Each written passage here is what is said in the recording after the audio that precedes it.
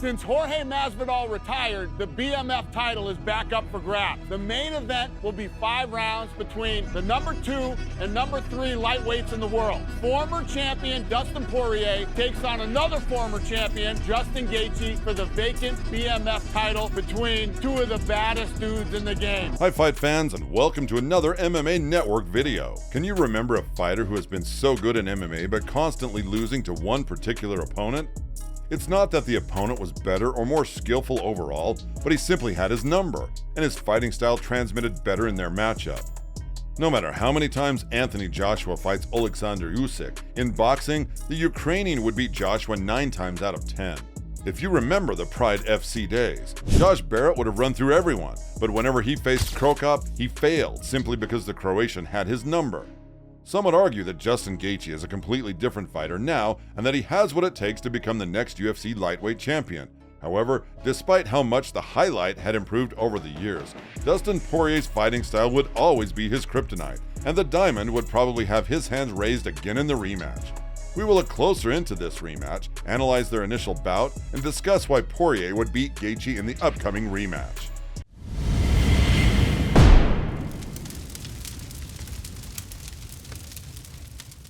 As we all know, these two elite UFC fighters already squared off in the octagon 5 years ago, and the Louisiana native had a fantastic performance that granted him a huge victory.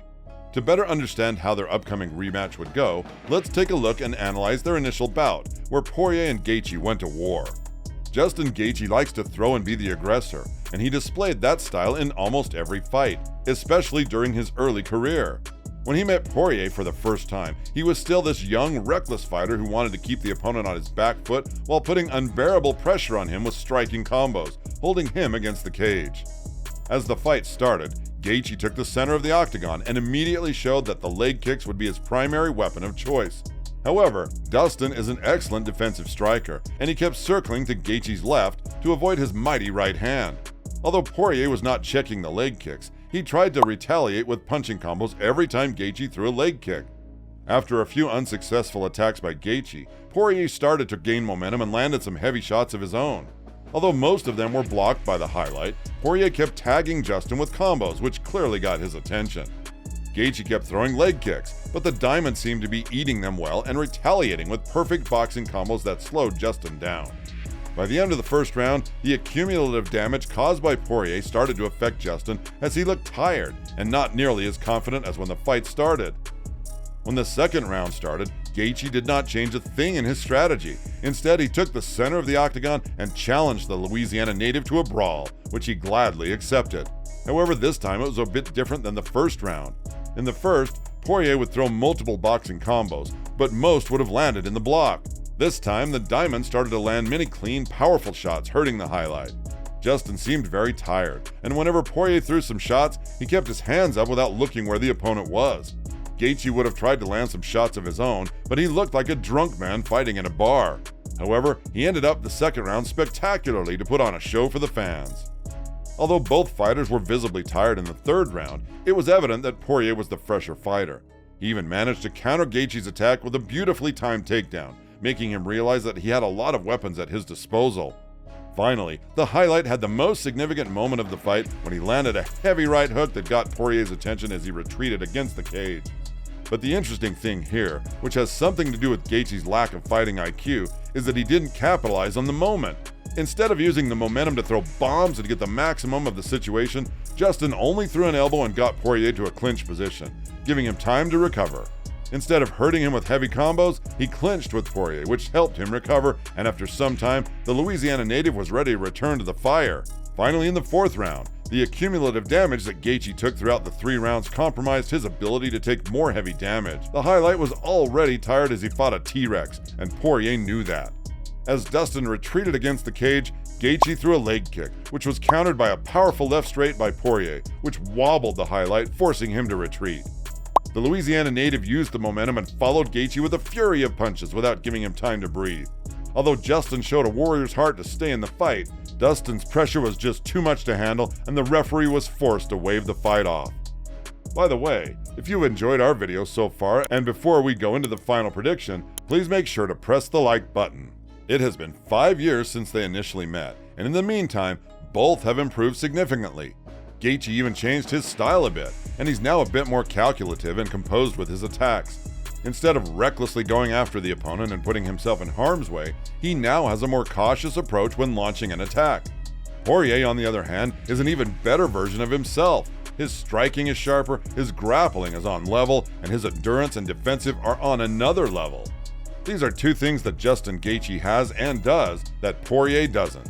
The highlight tends to throw powerful leg kicks, as he has more power than Poirier in his hands. But let's analyze deeper if any of those factors could play a crucial role in the rematch. The last time Poirier fought McGregor, the Irishman threw many leg kicks to compromise Dustin's ability to move. However, the Dimond learned how to check kicks and prevailed over those attacks, ultimately leading to Conor's downfall.